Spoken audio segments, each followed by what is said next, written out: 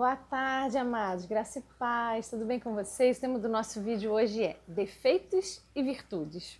Onde será que está o nosso foco, a nossa visão? Será que estamos apenas enxergando os nossos defeitos e os defeitos dos outros? Será que não estamos apenas alimentando pensamentos negativos? Ainda que nós tenhamos pensamentos positivos em determinadas áreas, talvez em outras você ainda esteja aí arrastando pensamentos negativos, falando aquilo que você está vendo e não profetizando e declarando aquilo que você crê que as pessoas à sua volta vão se tornar. E aí, então, cada vez mais que você fala de tais comportamentos a seu respeito, a respeito das pessoas, que, né, ou que você se acha uma pessoa chata, ou que a outra pessoa é chata, ou que a outra pessoa não faz as coisas, ou que a outra pessoa não te dá atenção quanto você gostaria, e ao invés de você pedir, comunicar de uma maneira clara, eficiente, amável, você acaba reclamando, né? Será que estamos deixando de observar e apreciar as nossas virtudes e as virtudes dos outros? Porque esses defeitos, às vezes pequenos, estão ofuscando toda a beleza das virtudes que existem em nós e nos outros à nossa volta. Nós não podemos permitir que isso aconteça. Sabe, são às vezes pequenas coisinhas no dia a dia que a gente dá tanta importância e a gente acaba apagando, passando uma borracha em tudo aquilo de bom que as pessoas já fizeram e até mesmo que elas fazem por nós. O problema de alguns de nós que somos muito sensíveis, tanto a gente tem essa sensibilidade para apreciar, observar a natureza, observar os nossos sentimentos, os sentimentos dos outros à nossa volta, ter essa empatia, essa sensibilidade para coisas boas, nós acabamos também tendo uma grande sensibilidade para coisas ruins também.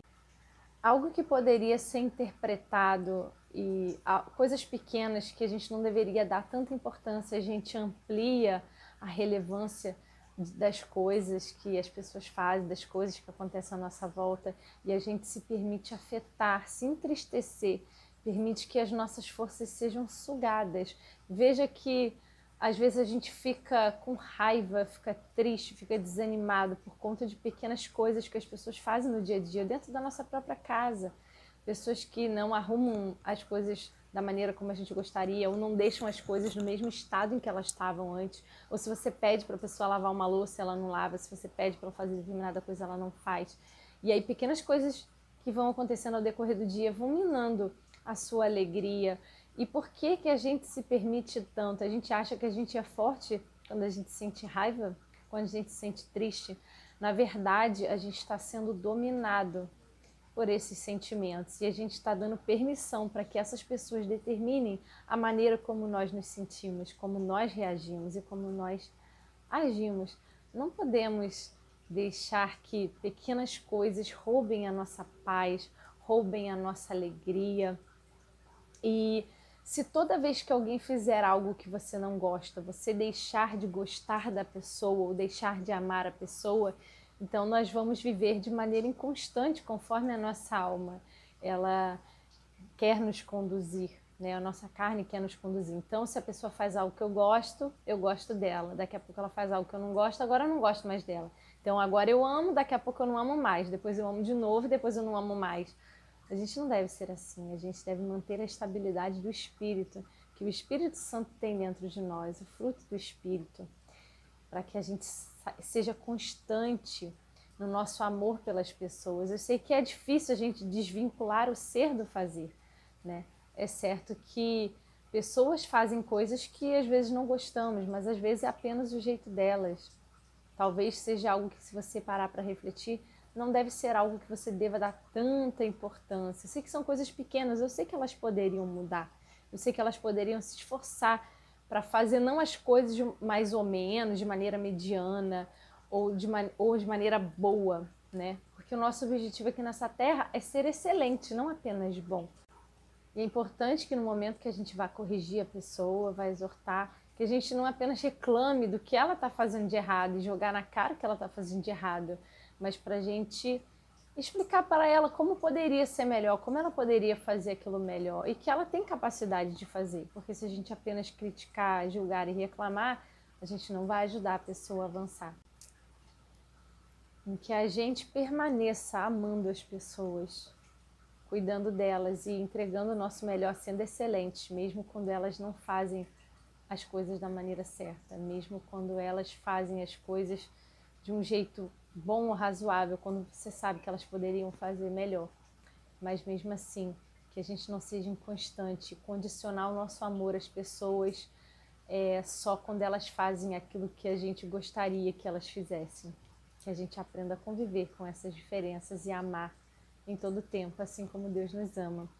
E para isso, para que a gente também tenha paz, constância e união nos relacionamentos, realmente é necessário que a gente esteja sempre disposto a reconhecer as nossas falhas, a pedir perdão, a se arrepender, decidir mudar, melhorar a cada dia. E isso faz total diferença. Apesar de alguém fazer algo que a gente não gosta, mas se essa pessoa chegar e reconhecer, e se ela disser, poxa, o que eu fiz não foi legal, né? Me desculpa, então você com certeza vai se sentir melhor, vai poder se reconciliar com aquela pessoa, mesmo ela tendo feito algo que você não gostou, porque a pessoa demonstra humildade, demonstra caráter. Então é muito importante a gente também pedir perdão sempre que fizer algo de errado, porque sem o perdão os relacionamentos não se sustentam. Queria compartilhar aqui alguns versículos com vocês. Apanhai-me as raposas, as rapozinhas que fazem mal às vinhas, porque as nossas vinhas estão em flor. Cantares, capítulo 2, versículo 15. Veja que aqui é uma figura natural, mas que simboliza isso que a gente está dizendo aqui, que são pequenas raposinhas, pequenas coisinhas, né, que comem as flores e impedem que os frutos nasçam. Então, se a gente permitir que pequenas contrariedades, pequenas picuinhas do dia a dia vão a cada dia afetando as nossas emoções, elas vão corroendo os nossos relacionamentos até que eles cheguem ao fim, se a gente não fizer nada a respeito, se a gente não der exemplo. Muitas vezes não adianta a gente esperar que o outro mude, a gente tem que reagir bem, a gente tem que ser exemplo, a gente tem que fazer o positivo oposto ao negativo que as pessoas fazem. Então, ser exemplo para que elas sejam constrangidas pelo amor até que elas se tornem pessoas melhores a cada dia. Mas eu afirmo que é para o bem de vocês que eu vou. Se eu não for, o conselheiro não virá para vocês, mas se eu for, eu o enviarei. Quando ele vier, convencerá o mundo do pecado, da justiça e do juízo. João 16, versículos de 7 a 8. Quem convence as pessoas do erro e do pecado é o Espírito Santo de Deus. Mas se nós tivermos boas atitudes e boas reações e demonstrar às pessoas à nossa volta o amor de Deus, certamente fica mais fácil delas serem constrangidas por esse amor de Deus que também está em nossas vidas. Romanos capítulo 7, versículos 18 a 25. Sei que nada de bom habita em mim, isto é, na minha carne, porque tenho o desejo de fazer o que é bom, mas não consigo realizá-lo, pois o que faço não é o bem que desejo, mas o mal que quero fazer, esse continuo fazendo. Ora, se faço o que não quero, já não sou eu quem o faz, mas o pecado que habita em mim. Assim, encontro esta lei que atua em mim. Quando quero fazer o bem, o mal está junto de mim. No íntimo do meu ser, tenho prazer na lei de Deus. Mas vejo outra lei atuando nos membros do meu corpo, guerreando contra a lei da minha mente, tornando-me prisioneiro da lei do pecado que atua em meus membros. Miserável homem que sou, quem me libertará do corpo sujeito a esta morte? Graças a Deus por Jesus Cristo nosso Senhor, de modo que com a mente eu próprio sou escravo da lei de Deus, mas com a carne da lei do pecado. Veja que dilema, né? Nós vivemos aí sempre. Dilema da luta da carne contra o espírito. Mas quem vencerá? O que nós mais temos alimentado é que vai determinar, de fato, o que vai vencer. De que estamos alimentando a nossa mente, a nossa alma? Será que de conteúdos que potencializam as fraquezas da nossa carne? Ou será que de conteúdos que fortalecem o nosso espírito? Precisamos nos encher cada dia com mais intensidade das coisas de Deus, estar apaixonados por Jesus. Quando a gente está apaixonado por alguém, a gente quer fazer tudo por essa pessoa. Que assim seja essa chama ardente em nosso coração, de cada dia ter mais fome e sede da palavra de Deus, de pensar que qualquer coisa que a gente fizer de mal contra os outros, primeiramente estamos desagradando a Deus e ofendendo o coração de Deus. Que a gente tenha isso em mente, se a gente quiser sempre agradar a Deus, ser obedientes, a gente deve fazer o bem por toda parte, para todas as pessoas.